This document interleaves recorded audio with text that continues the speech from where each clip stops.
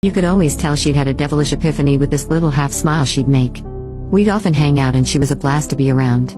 We were very close, and she often confided in me about stuff she couldn't tell her family. To me, a great friend.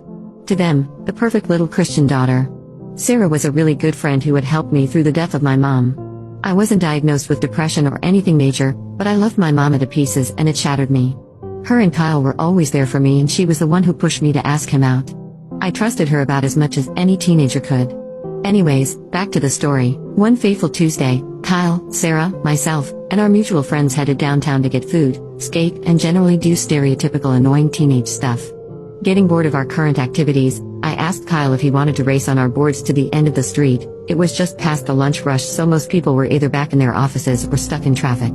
He accepted in about 30 seconds, and a loose flagstone later I ended up planting my face in the sidewalk and fracturing my arm. I tried to shake it off, but no one else was having it, considering I was walking like a newborn deer and my arm was beginning to swell.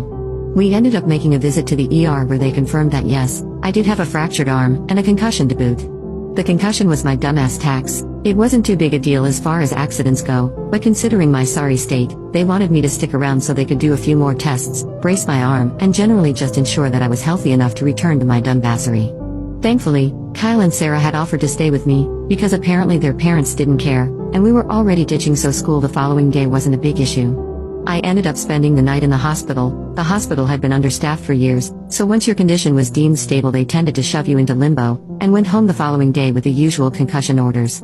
Effectively, I was to become as a vegetable for 10 days. Wanting to get back to my recently attained freedom, I complied, meaning I spent about 7 days sleeping and eating.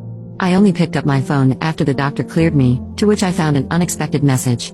Part 2, The Act. Brad had gotten my number from Kyle, and sent me a link to a private data